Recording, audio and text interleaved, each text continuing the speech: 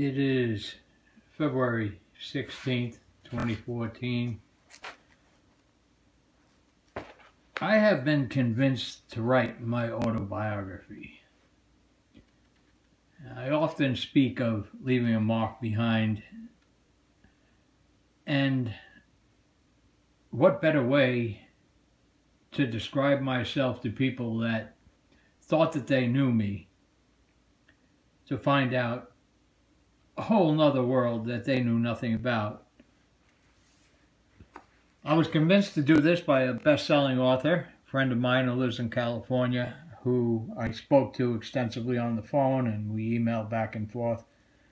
And I did come up with writing my autobiography, which was rather difficult at times. I mean, you're reliving a lot of heartache, a lot of love and loss, a lot of brutal and graphic things that happen in your life. And there's no way getting around the stark reality and the emotions that come with that. And if you bear with me, I'll just read the very beginning of what they call the hook that's going to begin this whole narrative. And it takes place as so. The alley offered only a glimpse of light at the very end, where you may see an occasional car go by. I felt the left side of my abdomen burn, and then looked down to see nothing, but I felt this warm substance running through my fingers. I was shot, and it was my blood I was feeling drip over my fingers. I was shot. And how was I still standing? I'm friggin' shot. I don't recall the sound of a weapon being fired.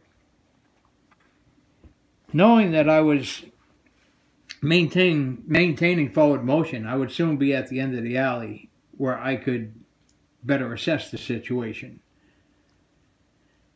If I pass out and do not move on, then surely I will die there. And I'm not dying in no friggin' alley. That's pretty much, well, it's something right there that not too many people go through and live about to tell. It's the beginning of a long story that will tell you a lot about me.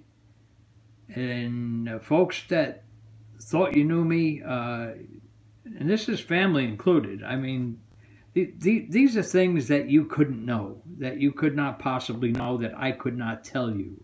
When you understand what drives some of this work and the people behind it, the family behind it, and I'm talking about family in the sense of not just, yeah, it was blood, but do I have to spell it out? Family, okay? Their back, them having my back, is what made me be able to go on and do the kind of work that I did and report back on some of the most notorious sons of bitches that were running the heroin market in New York City at the time. And we're talking circa 1979 through 76 is when I was active, but I was the most active from 69 through, say, 70, 74, 75, and that's when I had to get out of it for my own safety and the safety of my family and anything else that could possibly come about. You'll have to read the story to get into it more and understand a lot more.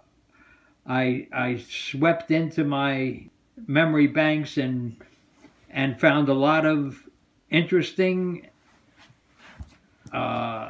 tidbits that take place, a lot of fights, a lot of action. I hope it's something that you enjoy, and it'll certainly let you know a lot more about me. Thought you knew me? Ha-ha.